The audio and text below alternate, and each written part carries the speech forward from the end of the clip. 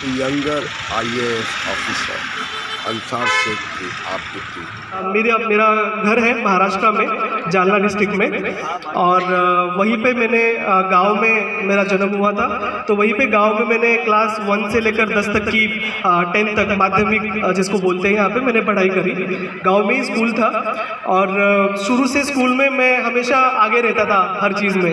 तो घर में ऐसी सिचुएशन थी कि मेरे फादर ऑटो ड्राइवर थे और मेरी जो अम्मी थी वो जो किसान दूसरों की खेती में एज अ फार्म लेबरर काम किया करती थी। मेरी 2 बहनें थी जिनकी बहुत कम उम्र में शादी हो गई थी और मेरा एक छोटा भाई था जो पढ़ाई में ज़्यादा इंटरेस्टेड नहीं था। सो मैं इकलौता था घर में जिसको पढ़ाई करना अच्छा लगता था, स्कूल में जाना अच्छा लगता था और पढ़ने की बहुत इच्छा होती थी। सो मैंने क्लास 1 से लेकर 10 तक की पढ़ाई वही हमारे गांव की स्कूल में करी जो मराठी मीडियम का स्कूल था। तो उर्दू मेरी इतनी अच्छी नहीं है क्योंकि मैंने उर्दू में ज़्यादा पढ़ाई नहीं करी है। महाराष्ट्र में हम लोग जो घर में भी उर्दू या हिंदी बोलते हैं वो दक्खनी टाइप की होती है, इट्स नॉट प्योर उर्दू। सो मराठी में मैंने पढ़ाई करी और मेरी मराठी काफ़ी अच्छी थी, मैं लैंग्वेजेस जल्दी सीख जाता हूँ अपेरेंटली। सो मैंने क्लास 1 से लेकर 10 तक की पढ़ाई वहाँ पर करी। जब मैं पढ़ाई कर रहा था एज आई सेड कि मेरे फादर ऑटो चलाते थे तो घर में गरीबी थी।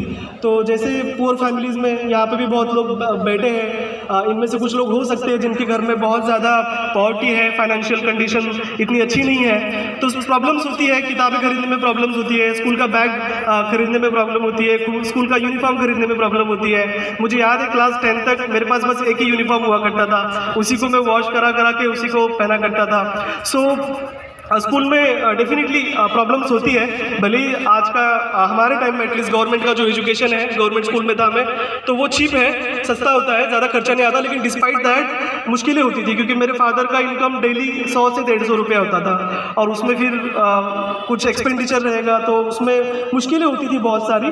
डिस्पाइट दैट मैं पढ़ाई करता था क्योंकि मुझे स्कूल में जाना अच्छा लगता था, क्योंकि आसपास में जो देखता था बहुत नेगेटिविटी थी, घर में नेगेटिविटी थी, घर में पॉवर्टी थी, आसपास भी ज़्यादा कुछ पॉजिटिव दिखता नहीं था। लेकिन स्कूल में मन लगता था क्योंकि स्कूल में जो किताबें पढ़ती थी उससे अच्छा लगता था। टीचर्स जो थे मेरे सारे वो बहुत ही अच्छे थे, चूँकि मैं हमेशा आगे रहता था तो वो भी मुझे हमेशा इंकरेज करते थे आगे बढ़ने के लिए। तो स्कूल में मुझे फैमिली टाइप फील होता था, तो स्कूल में जाना अच्छा लगता था। ऐसा भी लगता था कि छुट्टियाँ होनी नहीं चाहिए, मुझसे छुट्टियों के टाइम पे घर पे बैठना हो नहीं पाता था। सो क्लास 4 में था तब मेरे फादर को किसी ने कहा, अब यहाँ पे मैं देख पा रहा हूँ बहुत सारे लोग मुस्लिम कम्युनिटी से हैं, मोस्ट ऑफ यू, तो ऐसा रहता है कि एक नेगेटिव वाइब बन जाती है जब कुछ पॉजिटिव दिखाई नहीं देता। तो ऐसा हुआ कि मेरे फादर को किसी ने एडवाइस दिया कि क्लास 4 तक पढ़ लिया है, अच्छा खासा पढ़ाई हो गया है, इसके बाद अब ज़्यादा पढ़ाने की ज़रूरत नहीं है, उसको थोड़ा बहुत पढ़ना आता है, उसको आप किसी काम पे लगा दीजिए तो घर में 2 पैसे एक्स्ट्रा आएंगे। मेरे फादर पढ़े लिखे नहीं हैं, मैं हमारी फैमिली का फर्स्ट माध्यमिक, उच्च माध्यमिक और ग्रेजुएट हूँ पूरे फैमिली में। सो ज़्यादा कोई पढ़ा लिखा है नहीं।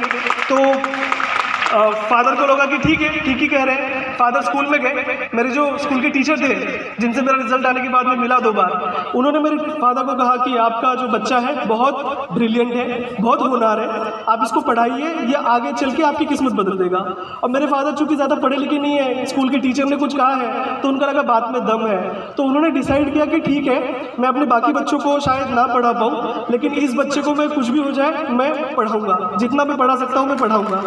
सो मेरे फादर ने कभी गिव अप नहीं किया मेरे ऊपर और उन्होंने मुझे पढ़ाया। इनफैक्ट जब मैं ग्रेजुएशन कर रहा था पुणे में, तब ग्रेजुएशन के टाइम पे मुझे खर्चा आता था तो घर वाले पैसे भेज देते थे, लेकिन बहुत बार ऐसा होता था कि वो पैसे सफिशिएंट नहीं होते थे। तो मेरे फादर को जो हमारा एक छोटा सा घर था गाँव में वो भी बेचना पड़ा मेरी पढ़ाई के लिए, लेकिन उन्होंने हेजिटेट नहीं किया कि मेरा आखिरी साल था, 1 साल में पढ़ लेता तो मेरे चांसेस थे कि मैं एग्जाम क्लियर कर जाऊँगा, तो उन्होंने अपना घर भी बेचा मेरी पढ़ाई के लिए। सो क्लास 10 तक की पढ़ाई गाँव के स्कूल में करी, मराठी मीडियम से करी।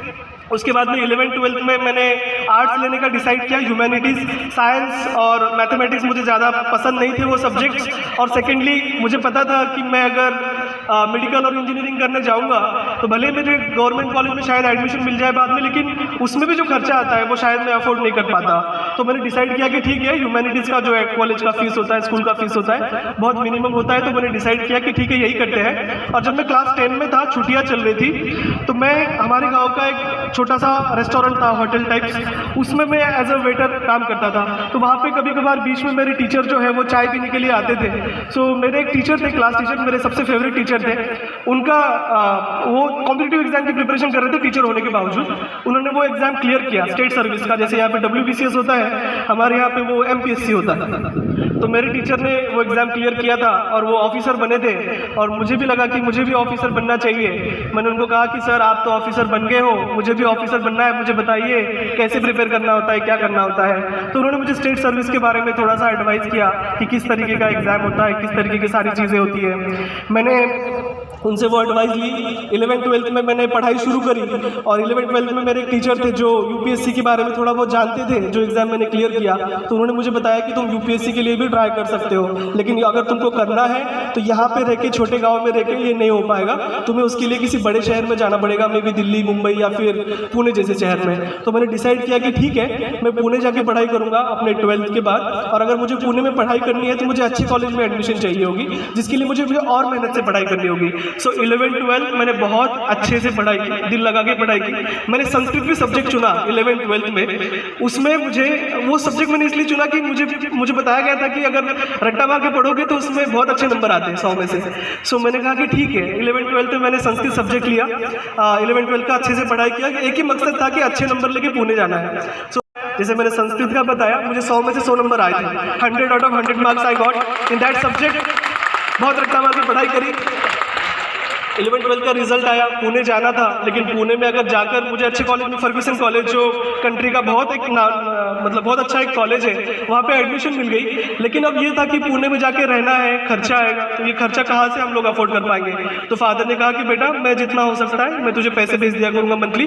5 से 7 हज़ार रुपये मंथली उस टाइम पे चाहिए होता था, खाने के लिए, मेस के लिए, कपड़े लेने हैं, मे भी किताबें लेनी है, इन सब चीज़ों के लिए। मेरी अम्मी थी, मेरी अम्मी ने कहा कि मैं भी तो लोगों के खेतों में काम करने के लिए जाती हूँ, जितना दे सकती हूँ मैं भी दे दूंगी।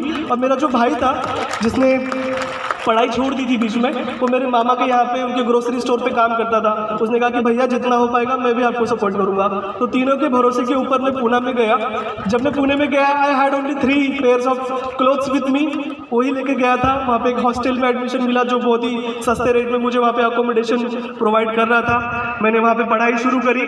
मैंने डिसाइड किया कि 12th तक की पढ़ाई मराठी में करी है, लेकिन अंग्रेज़ी अच्छी आनी चाहिए। हालांकि मेरी अंग्रेज़ी ठीक थी, बेहतर थी, लेकिन मुझे और अच्छी करनी चाहिए। तो मैंने डिसाइड किया कि ग्रेजुएशन का जो मैं मीडियम है, इंग्लिश मीडियम से ग्रेजुएशन करूँगा। तो वहाँ पे इंग्लिश मीडियम में एडमिशन लिया। बहुत बड़ा कॉलेज था, बहुत अच्छे तरीके के, बहुत कॉन्वेंट से पढ़े हुए स्टूडेंट्स, ओवरऑल कंट्री से और बाहर से भी स्टूडेंट्स आके वहाँ पे पढ़ते थे। उनके बीच में मैं गांव से गया हुआ एक लड़का जाकर बैठा हूँ। बहुत कॉन्फिडेंस लो होता था, बहुत बार लगता था कि मैं इसमें सर्वाइव नहीं कर पाऊँगा, मेरे पास कोचिंग के लिए पैसे नहीं है, मेरी कंडीशन बहुत ख़राब है, इनकी तरह मैं पॉलिश अंग्रेज़ी नहीं बोल पाता, मैं बहुत पिछड़ा हूँ इनके कंपैरिजन में, मैं शायद सर्वाइव नहीं कर पाऊँगा। बहुत बार लगता था कि गिव अप कर देना चाहिए। फिर मैं सोचता था कि अगर मैं गिव अप करता हूँ तो मैं गांव में जाके क्या करूँगा, इवेंचुअली मुझे भी शायद अपने फादर की तरह ऑटो चलाना पड़े। तो मेरे पास एक ही एक मकसद था कि अगर मैं ये जो गोल मैंने सामने रखा है, ये अगर अचीव करता हूँ तो वही मेरे सामने दूसरा ऑप्शन था। सो आई डिसाइडेड कि कुछ भी हो जाए मुझे गिव अप नहीं करना है, आई हैव टू कंटिन्यू। 3 साल पुणे में रह के मैंने पढ़ाई करी। फर्स्ट ईयर मैंने कॉलेज बहुत अच्छे से किया। सेकेंड ईयर में मुझे लगा कि कोचिंग की ज़रूरत है, तो मैंने वहाँ का जो मराठी मीडियम में कोचिंग प्रोवाइड करता था इंस्टीट्यूट था, वहाँ पे एडमिशन लेना चाहा। 1.5 लाख रुपए की लगभग फीस थी। उनको रिक्वेस्ट किया, 35,000 रुपये में मांगे, क्योंकि मेरा एकेडमिक्स बैकग्राउंड अच्छा था और पुअर फैमिली से था। उनको भी लगा कि शायद मैं क्लियर कर सकता हूँ, तो इंस्टीट्यूट का शायद नाम बढ़ेगा। उन्होंने मुझे एडमिशन दे दी, इंस्टॉलमेंट्स भी अलाउड करे। 35,000 में मुझे वहाँ पे कोचिंग मिल गई। यहाँ पे आप लोगों को ये जो मंच दिया गया है, फिरा 30 के नाम से जो एक ऑप्शन अवेलेबल किया गया है, मुझे लगता है ये बहुत अच्छी चीज़ है। क्योंकि बहुत बार ये होता है कि बहुत सारे स्टूडेंट्स हैं जो कुछ करना चाहते हैं लेकिन फाइनेंशियली वीक है, अफोर्ड नहीं कर सकते, उनके लिए यहाँ पे ये जो मंच उपस्थित करा गया है, मुझे लगता है बहुत अच्छी बात है। उस टाइम पे मेरे पास नहीं था, तो मैंने कोचिंग वालों को रिक्वेस्ट करी and they sort of allowed me. मैंने सेकेंड ईयर कोचिंग करी अच्छे से। थर्ड ईयर मैंने सेल्फ स्टडी किया। बहुत ज़्यादा मैं पढ़ाई करता था, बहुत दुबला हो गया था। कभी कभी जब घर जाता था तो मेरी अम्मी जो है खुद के पास जो पैसे बचा के रखती थी ना, एकदम ऐसे छोटे से कहीं पे बांध के रखे हुए 100-100 के नोट एकदम ऐसे मुरझा गए हुए, वो ऐसे निकाल के देती थी और कहती थी कि अब्बा जो पैसे भेजते हैं उससे पढ़ाई करो, और अब ये जो मैं देती हूँ इससे कुछ खाया करो, क्योंकि तुम कुछ खाते नहीं हो। सो अम्मी ने बहुत सपोर्ट किया। 3 साल बहुत ज़्यादा मेहनत करी, बहुत पढ़ाई करी। 2015 में अप्रैल मई में मैंने कॉलेज का ग्रेजुएशन का एग्ज़ाम दिया, जो मैंने पॉलिटिकल साइंस में किया था। यूपीएससी के लिए भी मैंने पॉलिटिकल साइंस सब्जेक्ट चूज़ किया था, लेकिन मैंने कॉलेज में जो ग्रेजुएशन किया इंग्लिश में किया, लेकिन मैंने डिसाइड किया कि यूपीएससी का एग्ज़ाम मैं मराठी में दूंगा। यूजुअली लोग इंग्लिश मीडियम प्रेफर करते हैं, मैंने डिसाइड किया कि नहीं, मेरा मराठी अच्छा है तो मैं मराठी में एग्ज़ाम दूंगा। मैंने मार्च अप्रैल में कॉलेज का एग्ज़ाम दिया 2015 में। उसके बाद में उसी साल अगस्त में मेरा यूपीएससी का प्रीलिम था, वो प्रीलिम का एग्ज़ाम मैंने दिया। मेरे बहुत अच्छे दोस्त थे, उन्होंने मुझे बहुत सपोर्ट किया। कई बार जब मैं किताबें अफोर्ड नहीं कर पाता था, 300 साढ़े 300 की एक बुक है, आपको बहुत सारी किताबें पढ़नी होती है, तो अफोर्ड नहीं कर पाता था, तो दोस्तों से मैं वो किताबें लेकर उसको जेरॉक्स करा लेता था, ताकि वो जेरॉक्स कॉपी मुझे 50-60 रुपये में मिल जाता था, जो 350 का लगभग होता था। तो फ्रेंड्स ने मुझे बहुत सपोर्ट किया पुणे में। मैंने एग्ज़ाम दिया अगस्त में, सितंबर एंड अक्टूबर में समवेयर उसका रिजल्ट आया, और फर्स्ट अटेम्प्ट में मैंने अपना प्रीलिम का जो एग्ज़ाम है वो क्लियर कर दिया था। तो इस एग्ज़ाम का 3 स्टेजेस होता है, प्रीलिम, मेंस और इंटरव्यू। प्रीलिम्स मेरा निकल गया था, जिसमें लगभग 5-6.5 लाख स्टूडेंट्स ने एग्ज़ाम दिया था कंट्री में, और 15,000 लगभग लोग सेलेक्ट हुए थे। तो उन 15,000 में मैं था, बहुत खुश था। 2 दिन बहुत सेलिब्रेट किया, फिर पैर ज़मीन पे आए, फिर डिसाइड किया कि चलो ठीक है, अभी मेंस का और अच्छे से एग्ज़ाम देना है, अच्छे से पढ़ाई करनी है। तो मेंस का पढ़ाई शुरू किया। मैं झूठ नहीं बोलूँगा, मैं यूजुअली 7 से 8 घंटे पढ़ता था, 2-3 घंटे का मेरा कोचिंग होता था। जब सेल्फ स्टडी करता था तो उसमें 2 घंटे और बढ़ा दीजिए। लेकिन जब मेरा मेंस आया, उस टाइम पे मैं 13 से 14 घंटे तक मैं पढ़ाई कर लेता था, क्योंकि मेरे पास करने के लिए दूसरा कुछ था नहीं, और मेंस मुझे क्लियर करनी थी, क्योंकि मैं बहुत बड़ा लेवल ऑलरेडी क्लियर कर चुका था। मेंस की पढ़ाई करी, बहुत मेहनत करी। मुझे कोचिंग वालों ने भी बहुत गाइड किया, दोस्तों ने गाइड किया, टीचर्स ने गाइड किया, फैमिली ने सपोर्ट किया। इसी दौरान जब मैं मेंस का एग्ज़ाम मैं देने गया मुंबई में, मेरे पास रहने की जगह नहीं थी मुंबई में, तो मेरा एक दोस्त था, वो लोग वहाँ के किसी एक एरिया में रहते थे, इस्लाम एरिया में। तो उसने कहा कि भाई तू मेरे यहाँ पे रुक जा।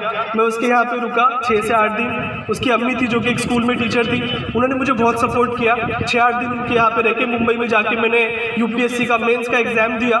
एग्ज़ाम देके जब मैं घर आता था, इतना लिखना होता है, 2 पेपर होते थे दिन में 3-3 घंटे के, तो 6 घंटे लिखना पड़ता था, बीच में 1-1.5 घंटे का गैप होता था लंच के लिए। तो जब घर आता था ना, तो उंगलियां ऐसे स्वेलिंग आ जाती थी उंगलियों में। सो वो करके एग्ज़ाम दिया, बस से आना जाना किया करता था। मेंस का एग्ज़ाम दिया, दिसंबर में मेंस का एग्ज़ाम हुआ, 2015 की बात है।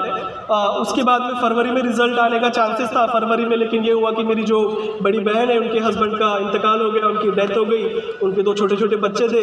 तो फैमिली के ऊपर थोड़ा सा एक प्रेशर आ गया कि अब तो डॉटर है, उसके हस्बैंड की डेथ हो चुकी है, छोटे-छोटे बच्चे हैं। तो एक बहुत बड़ा इमोशनल हमारे ऊपर ये एक सिचुएशन आई थी।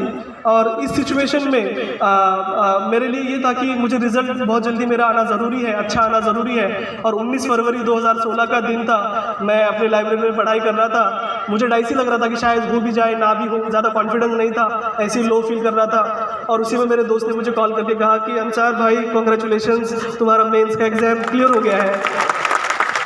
मुझे बिलीव नहीं हुआ, मैं बहुत खुश था। 15,000 लोगों ने जो दी थी लगभग एग्ज़ाम, उसमें से लगभग 3,000 लोगों का सिलेक्शन हुआ था इंटरव्यू के लिए। तो जो 5.5-6 लाख से स्टार्ट हुआ था, फाइनल स्टेज में वो आखिर के 3,000 लोगों में आके रुका था। फिर मुझे अब इंटरव्यू की प्रिपरेशन करनी थी। इंटरव्यू की प्रिपरेशन करने के लिए कुछ टाइम पूना में मैं रुका। फिर मुझे लगा कि इंटरव्यू का मीडियम मैंने हिंदी में लिया था, सो मैंने 50 to 60% पढ़ाई अंग्रेजी में करी, उसको ट्रांसलेट करके मैंने मराठी में मेंस का एग्ज़ाम दिया। और इंटरव्यू में सोचा कि मैं डायरेक्टली हिंदी में इंटरव्यू दूंगा, मराठी में नहीं दूंगा, क्योंकि अगर आप रीजनल लैंग्वेज में देते हो तो फिर वहाँ पे कोई ट्रांसलेटर होता है, तो वो सवाल पूछते हैं, ट्रांसलेटर आपको मराठी में या बांग्ला अगर आप किए तो बांग्ला में बताएगा, आप जवाब दोगे, वो उनको बताएगा कि मैंने क्या जवाब दिया है। तो उससे अच्छा मैंने सोचा कि हिंदी अच्छा है, हिंदी में इंटरव्यू देते हैं। हिंदी का मीडियम चूज़ किया। फिर सोचा कि हिंदी में इंटरव्यू देना है तो दिल्ली जाके प्रिपरेशन करते हैं। 40-45 दिन हाथ में दे। दिल्ली जाने के लिए फ़्लाइट के पैसे नहीं थे, इंटरव्यू के लिए जो सूट खरीदना है उसके लिए पैसे नहीं थे। कई वजह से किसी लोगों ने हेल्प करी, फैमिली ने हेल्प करी, टिकट विकेट बुक हो गए, दिल्ली आ गया। वहाँ पे ज़कात फाउंडेशन बोल के एक ऑर्गेनाइजेशन है जो अकोमोडेशन वगैरह प्रोवाइड करते हैं बच्चों के लिए जो डिजर्विंग कैंडिडेट्स हैं। तो वहाँ पे मुझे उन्होंने 40 दिन के लिए अलाउ किया रहने के लिए। वहीं पर मैं खाता था, उनके यहाँ रहता था, और हर चौथे दिन जाके एक इंटरव्यू देता था। तो मेरे एक्चुअल इंटरव्यू के पहले मैंने 10 मॉक इंटरव्यूज़ दिए थे 40 दिन में। जो प्रैक्टिस इंटरव्यूज़ होते हैं। तो वो इंटरव्यूज़ देते देते मैंने अपने आप में काफ़ी सारे चेंजेस किए। ऐसा होता था कि जब मैं बात करता था तो मैं बहुत ज़्यादा एक्सप्रेशन देता था, हाथों से एक्सप्रेशन होते थे जो अभी भी शायद हो रहे हैं। इंटरव्यू में कहते हैं कि एक्सप्रेशन कम हो तो अच्छा हो। तो ऐसी सारी चीज़ें इंटरव्यू में सीखी। इंटरव्यू का दिन था 7 अप्रैल 2016। इंटरव्यू के लिए गया और इंटरव्यू मेरा बहुत अच्छा हुआ, बहुत ही ज़्यादा अच्छा हुआ। इनफैक्ट मैं आप लोग को जो बता रहा था कि जो मैंने संस्कृत सब्जेक्ट लिया था, तो मुझे इंटरव्यू में पूछा कि अंसार आपके 10th में तो इतने अच्छे नंबर नहीं थे, 12th में लेकिन आपके बहुत अच्छे नंबर थे, तो बताइए ये जंप कैसे हुआ। तो मैंने कहा सर 10th में मेरा साइंस मैथ थोड़ा वीक था, तो 11th-12th में साइंस मैथ मैंने लिया नहीं था क्योंकि ह्यूमैनिटीज़ था। दूसरा रीज़न ये था कि 11th-12th में ज़्यादा सीरियसली पढ़ाई कर रहा था, मेरे सामने कुछ गोल था। तीसरा रीज़न था कि मैंने संस्कृत लिया था जिसमें ज़्यादा नंबर आ गए, 100 में से 100 आ गए। तो मैंने कहा अच्छा 100 में से 100 आए, मेरे भी 100 में से 100 आए थे, तो बताओ ज़रा 100 में से 100 कैसे आए तुम्हारे। मैंने कहा सर कुछ नहीं, मैंने रट्टा मारा था, मुझे संस्कृत आता नहीं है, मैंने आंख बंद करके बस सब कुछ रट्टा मार के पढ़ा था। तो उन्होंने कहा कि अरे मैंने भी रट्टा ही मारा था, इसलिए मेरे भी 100 में से 100 आए थे। और फिर ऐसे इंटरव्यू चल रहा था। एक दूसरा सवाल बस मैं आप लोग से शेयर करूंगा। It was a very good interview. तो उसने कहा कि कुछ ऐसे ही उस आईसीएस का उस टाइम पे चल रहा था, फिर उसमें कुछ इश्यूज़ हो रहे थे। तो उन्होंने ऐसे मुझे बहुत कैजुअली पूछा कि आप शिया मुस्लिम हो या सुन्नी मुस्लिम हो। ये क्वेश्चन यूजुअली किया नहीं जाता है, but very casually some discussion followed, उसमें पूछा गया। और क्विकली मैंने कहा कि सर मैं इंडियन मुस्लिम हूँ, I am not a Shia, I am not a Sunni, I am an Indian Muslim. जवाब बहुत शायद अच्छा लगा। जब इंटरव्यू खत्म हुआ बहुत खुश था मैं, क्योंकि मुझे पता था 28 मिनट का इंटरव्यू हुआ था। 28 मिनट कब स्टार्ट हुआ कब खत्म हुआ पता नहीं चला। उस ग्रुप में सबसे यंग था मैं जो इंटरव्यू देने आया था, वो छोटा भी लग रहा था मैं उस टाइम पे, 50-52 kgs वेट रहा होगा। इंटरव्यू हुआ, घर आया और रिजल्ट का वेट करने लगा, क्योंकि अब हर लेवल तो क्लियर कर दी थी, बस आखिरी बचा था। और ऊपर वाले से दुआ कर रहा था, घर वाले सब लोग दुआ करते थे रोज़। तो यही दुआ कर रहा था कि आईएएस में नहीं भी मिला तो चलेगा, बस उस लिस्ट में कहीं मेरा नाम आ जाए, ताकि मैं फिर बाद में और पढ़ पाऊँ। क्योंकि मुझे पता था इस बार अगर मेरा क्लियर नहीं हुआ, शायद अगले साल पढ़ने के लिए मेरी फैमिली अफोर्ड नहीं कर पाएगी। तो बहुत ज़्यादा होप्स थी, बहुत ज़्यादा टेंशन था, प्रेशर था। और 10 मई का दिन था, 9 मई का दिन था, मुझे लगा बोल रहे थे कि रिजल्ट आएगा, तो मेरे पास स्मार्टफोन नहीं था। 2016 की बात है, I did not have a smartphone. Samsung का छोटा फ़ोन था मेरे पास, तो उसमें इंटरनेट चलता नहीं था। साइबर कैफ़े काफ़ी पॉपुलर हुआ करते थे तब, तो साइबर कैफ़े में जाके बैठा, सुबह से लेकर शाम तक वेट किया इंटरव्यू रिजल्ट का, कोई रिजल्ट नहीं आया। खाना नहीं खाया, कुछ नहीं किया। आके फिर शाम में घर पे आया तो देखा कि बुखार आ गया, दवाई लेके सो गया। नेक्स्ट मॉर्निंग फिर से जाके साइबर कैफ़े में बैठा, 10 बजे से 4 बजे तक बैठा, कोई रिजल्ट नहीं आया। फिर मुझे लगा कि शायद आज भी नहीं आएगा, चलो देखते हैं जब आएगा तब आएगा। मैं वो साइबर कैफ़े से निकला, मुझे फिर से मेरे दोस्त का कॉल आया, कहा कि अंसार भाई कॉन्ग्रेचुलेशंस, आपने क्लियर कर दिया एग्ज़ाम। सो मुझे भरोसा नहीं हुआ, मैं दौड़ता हुआ साइबर कैफ़े फिर से गया, वहाँ पे लॉगिन किया, यूपीएससी की वेबसाइट पे गया, वहाँ पे वो रिजल्ट डाउनलोड किया, उस पर कंट्रोल F दबा के सर्च करके शेख कहा, फिर मेरा नाम था 361 मेरा रैंक था। पूरा नाम गौर से देखा कि एकदम नाम सही होना चाहिए, गलती नहीं होनी चाहिए कि मेरा ही है ना, किसी और का तो नहीं हुआ है। तो मेरा पूरा नाम उसके ऊपर था। आई वॉज वेरी हैप्पी, अपने आप रोना आने लगा। फादर को कॉल किया, मैं कहा कि अब्बा रिजल्ट आ गया है, मैं पास हो गया हूँ। वो तब ऑटो चला रहे थे, कहा कि बेटा आवाज़ नहीं आ रही, मैं बाद में कॉल करता हूँ। ठीक है, अम्मी को कॉल किया, सबको कॉल किया, सेलिब्रेट किया। और उसके बाद में ये स्टोरी चूँकि लोगों को मोटिवेटिंग लगी, तो उसको लेकर बहुत पब्लिसिटी हुई, हर चीज़ हुई। बट अबव ऑल जो था एक अचीवमेंट फील हुआ कि जो मैंने सपना देखा था बहुत छोटे एक लड़के ने, जो एक वर्नाक्युलर मीडियम से पढ़ा है, जिसका अंग्रेजी इतना अच्छा नहीं था, जो फाइनेंशियली वीक था, जो एक ऐसी कम्युनिटी में आता है जिसमें कहा जाता है कि नौकरियां नहीं मिलती, हमारी कम्युनिटी में तो और भी नहीं मिलती, सिचुएशन बहुत ख़राब है। ऐसे एक नेगेटिव माहौल से निकल के फैमिली के सपोर्ट पे, फ्रेंड्स के सपोर्ट पे, खुद का एक पैशन था कि करना है, उसके बलबूते पे मैंने एग्ज़ाम क्लियर करी थी, वो भी मराठी मीडियम में देके। मुझे अब 361 रैंक मिला था, जिसमें मैं IAS 2016 में बना, और अब तब से अब तक मैं वेस्ट बंगाल में काम कर रहा हूँ। तो 2-3 चीज़ें इससे आप लोगों से शेयर करनी है। आप लोग जो भी करियर करना चाहते हो, जो भी आपका है, बड़ा सोचिए हमेशा। जैसे सलीम सर ने अभी कहा कि अगर आप नर्स बनने का सपना देखते हो तो कभी डॉक्टर नहीं बन पाओगे। तो हमेशा एक बड़ा सपना प्रैक्टिकल होके, अपनी एबिलिटीज़ को समझ के प्रैक्टिकल होके एक बड़ा सपना सामने रखिए, उसको अचीव करिए, गिव अप मत करिए। बहुत सिचुएशंस ऐसी आ गई कि आपको लगेगी ये मेरे से नहीं हो पाएगा, मैं छोड़ देता हूँ, लेकिन आपने गिव अप नहीं करना है। आपको हमेशा उस ड्रीम की तरफ चलते रहना है, खुद से भी कुछ एफर्ट्स लेने हैं, है, फाइनेंशियली अगर वीक हो तो फैमिली से भी सपोर्ट लेना है, सबसे सपोर्ट लेकर आगे बढ़ना है और कभी भी गिव अप नहीं करना है। खुद पे भरोसा रखना है कि आपने अभी तक इतना किया है, आप आगे भी कर लोगे। बहुत सारे लोग हैं आपको कहेंगे आप नहीं कर सकते, आप नहीं बन सकते, आप में वो हुनर नहीं है, वो बस सुनना है। थोड़े टाइम के लिए शायद आप अफेक्ट हो जाओ, बहुत ईजी होता है कहना कि अफेक्ट नहीं होना है, शायद आप अफेक्ट हो जाओ, लेकिन फिर से आपको खुद के ऊपर बिलीव रखना है। मुझे भी बहुत लोगों ने कहा था जब मैं पुणे जाना चाह रहा था, मेरे गाँव के लोगों ने, बहुत लोगों ने कहा था कोई फायदा नहीं है, फालतू में खर्चा होगा, नहीं बन पाओगे, नहीं हो पाएगा। और वो गाइड करने वाले लोग ऐसे थे ना जो खुद भी 10th पास नहीं है, फिर भी वो गाइड कर रहे थे कि नहीं हो पाएगा।